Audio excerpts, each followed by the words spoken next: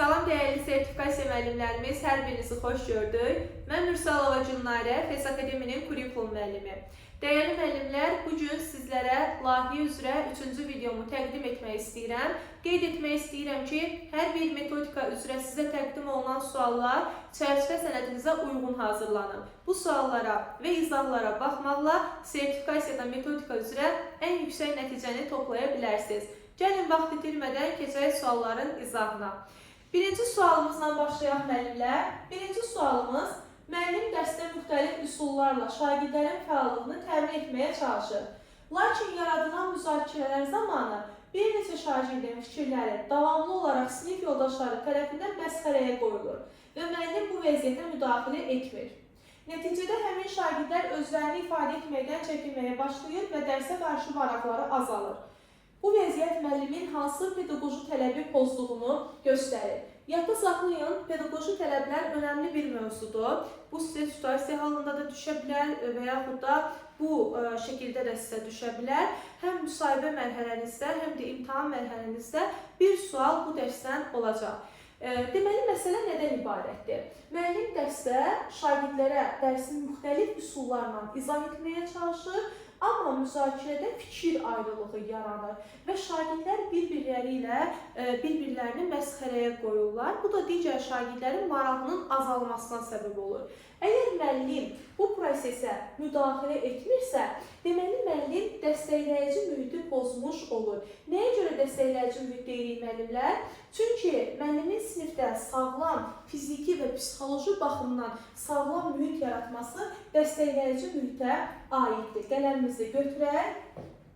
O biri variantları da sizə izah etmək istəyirəm. Qarşınıza çıxanda necə cavab verəcəyinizi biləsiniz deyə. Fəaliyyətin stimullaşdırılması nədir?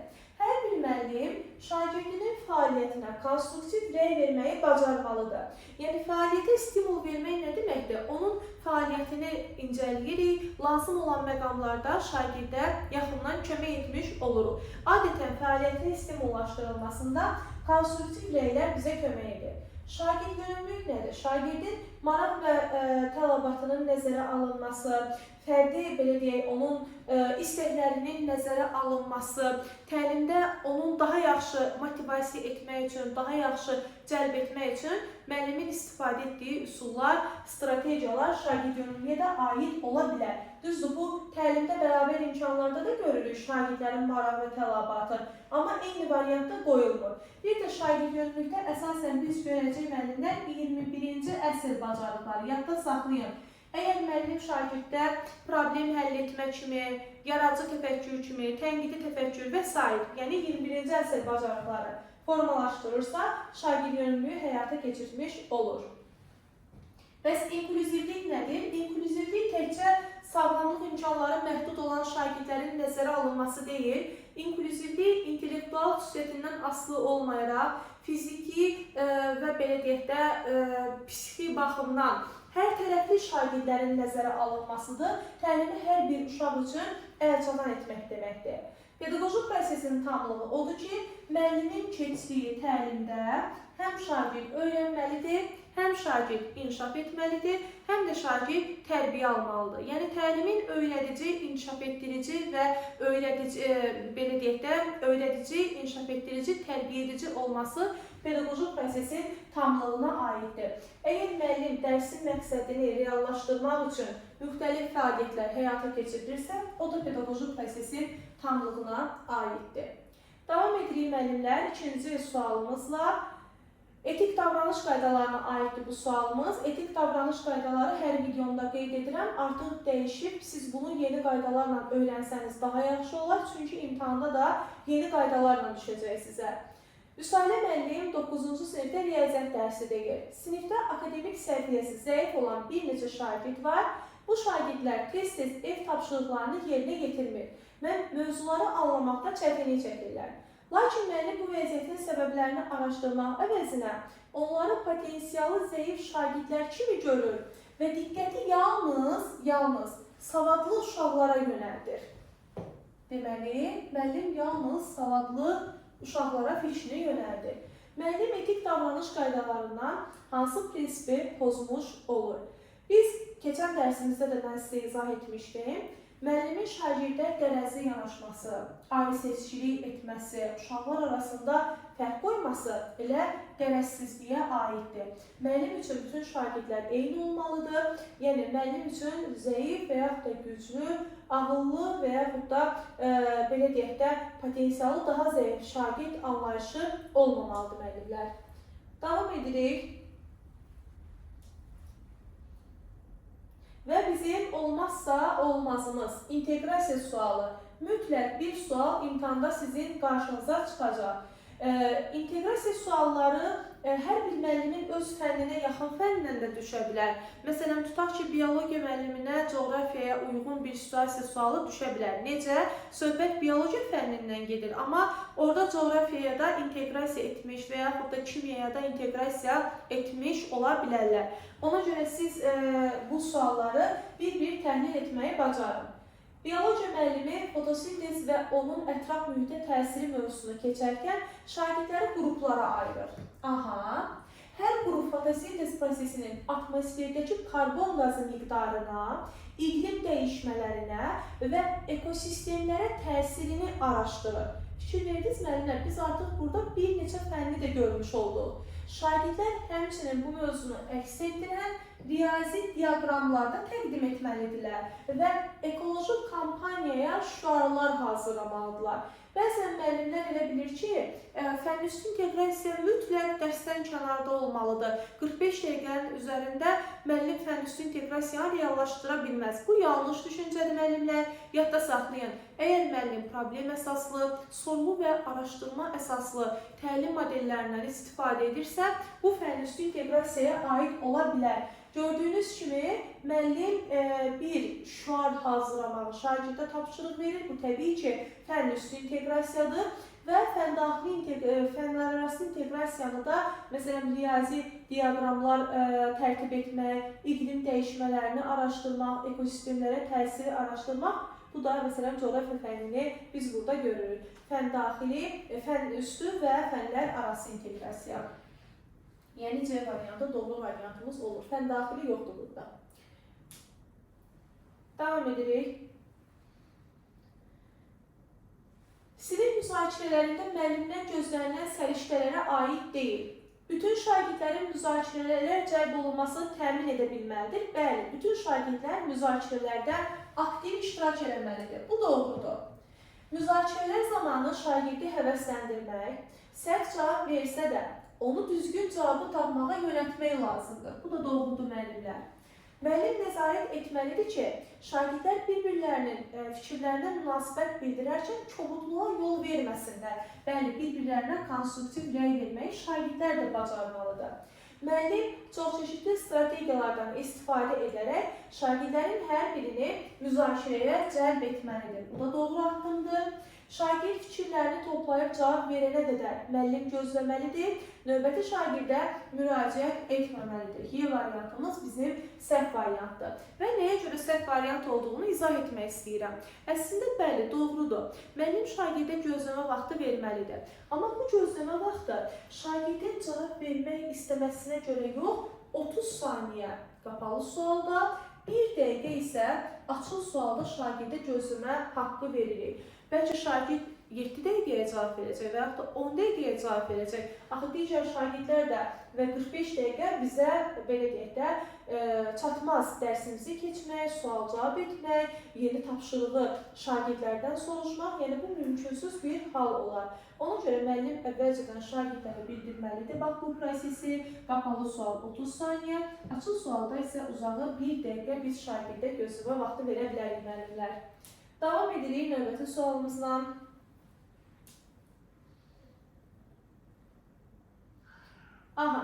Coğrafiya müəllimi su ehtiyatlarının azalması və insan fəaliyyətləri mövzusunu tədris edərkən interaktiv dərs təşkil edir. Mövzunun adına baxırıq və müəllimin necə dərs təşkil etməsinin altına xətt çəkirik.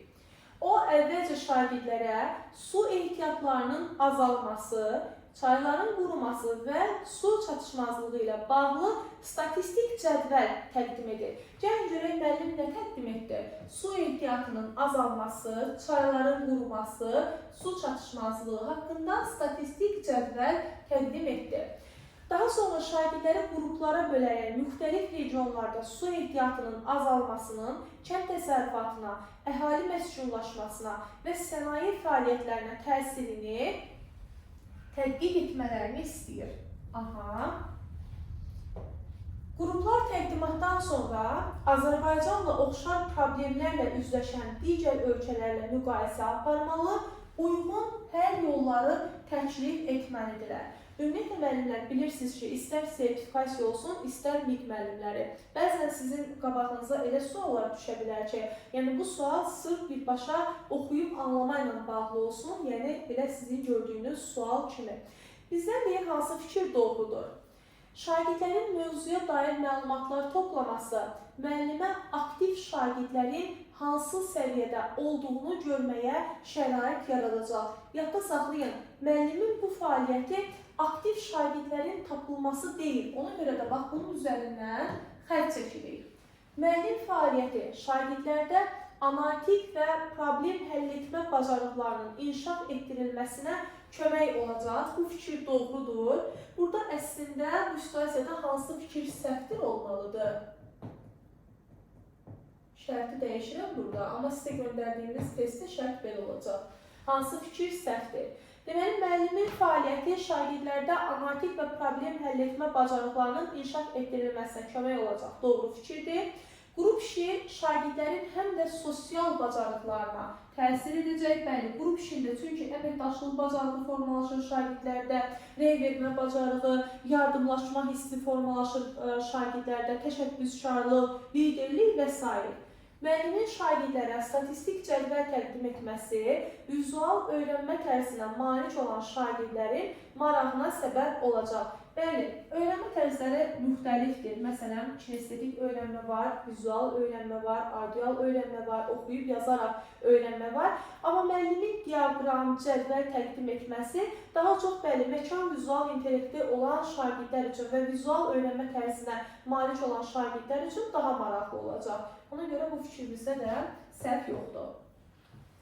Müəllim problem əsaslı təlim modelindən istifadə edərək təkcə informasiya deyil, şagirdlərin fərziyyələr irəli sürməsini təmin edir və müxtəlif səriştələrin formalaşmasına şərait yaradır. Doğrudur. Yəni fikir verdiniz, müəllim təkcə informasiya vermir, həm şagirdlərin müəyyən fərziyyələr irəli sürməsinə, onlarda müxtəlif səriştələrin formalaşmasına, qərar qəbul etmə, müstəqil öyrənmə, informasiya savadlığı kimi səriştələrin formalaşmasına da şərait yaradır. Ona görə bizim burada səhv variantımız A variantı olacaq müəllimlər.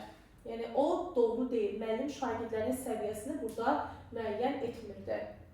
Davam edirik növbəti sualımızla. 6-cı sualdayıq və taksonomiya sualımız olmazsa olmazlarımızdan mütləq sertifikasiya müəllimlərinin qarşısına ən az 1 və yaxud da 2 sual taksonomiyadan çıxacaq. İkinci Dünya müharibəsində müttəfiqlərin qələbəsində ən həlledici amil nə idi? İqtisadi üstünlük, texnologiya, yoxsa birliyə əsaslanan strategiya? Cavabınızı əsaslandırın.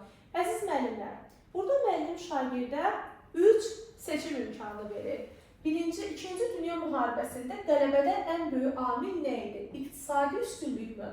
Texnologiya mı? Yoxsa deməli birlik? Yadda saxlayın müəllimlər, əgər müəllimin şagirdə bir neçə belə deyək, fəaliyyət təqdim etməsi, ondan ən önəmlisini şagirdin götürməsi, bunu əsaslandırması təhlil etmək mərhələsinə aid olacaq və şagird bunu öz fikri ilə əsaslandırmır.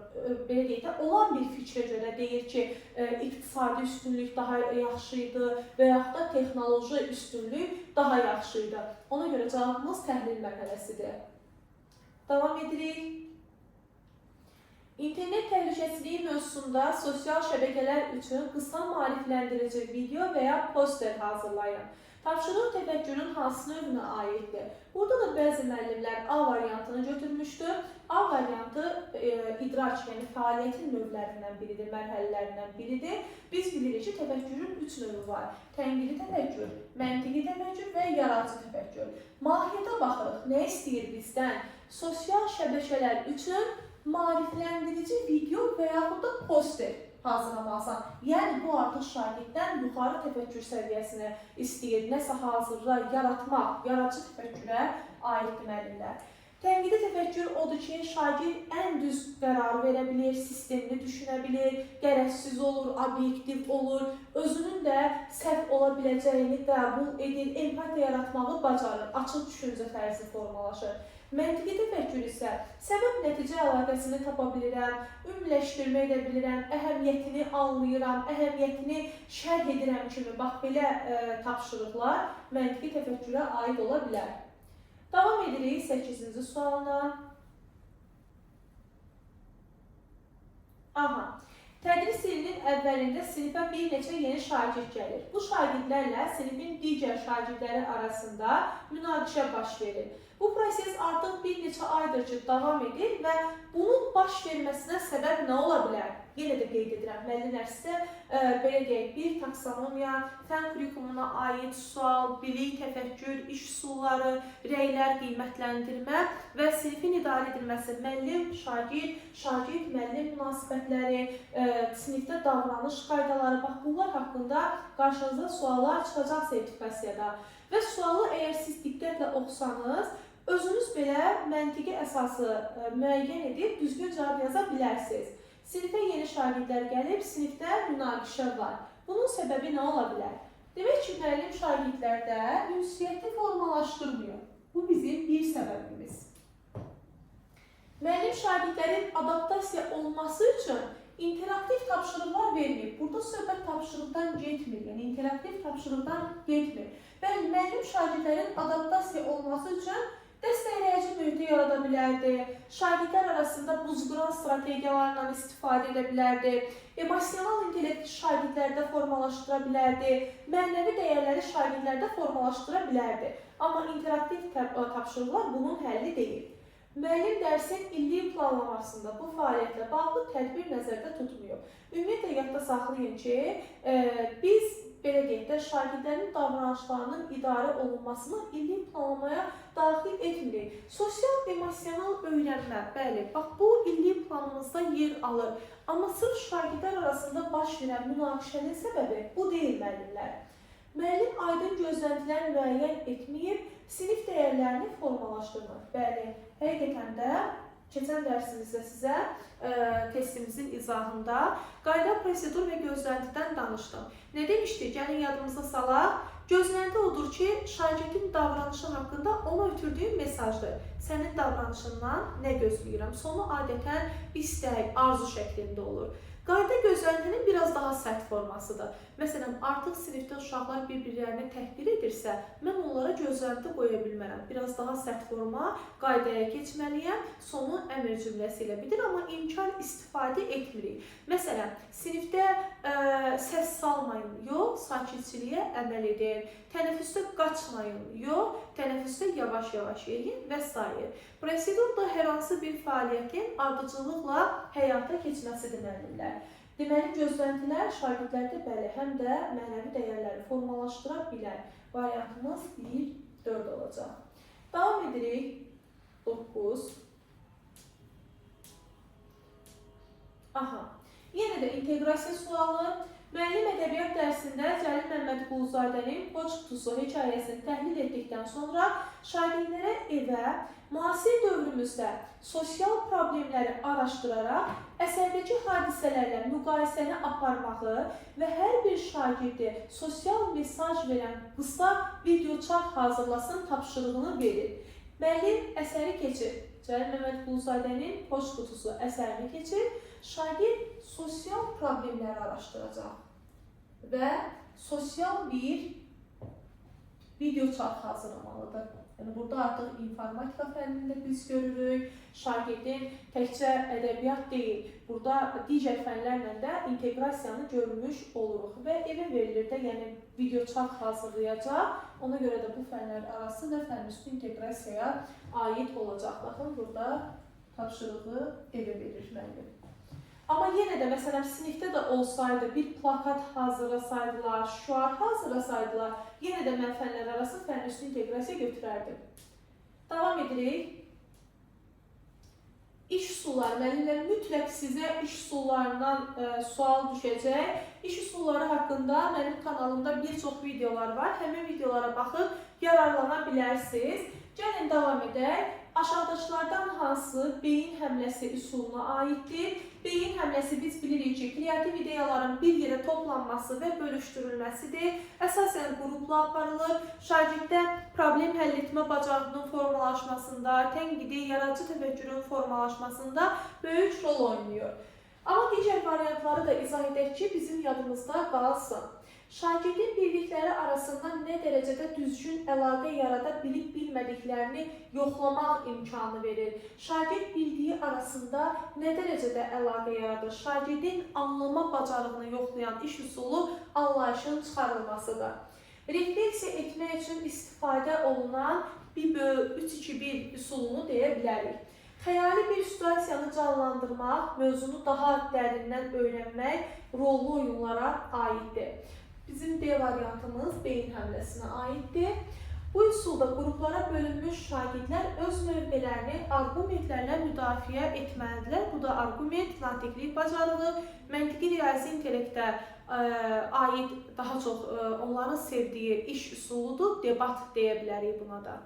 Belə əziz müəllimlər, artıq 3-cü videomuzun sonuna gəldik. Növbəti həftə inşallah yenidən sizinlə görüşəcəyik və növbəti həftəyə qədər siz əgər hələ də bizim WhatsApp qruplarımızda ödənişsiz dərslərimizdən yararlana bilmirsinizsə, o zaman 055 527 25 99 nömrəsinə mesaj yaza bilərsiniz.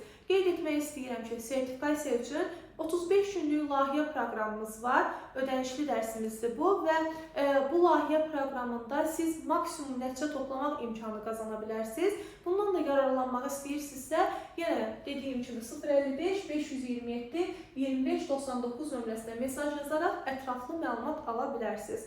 Sağ olun, növbəti dərslərə qədər.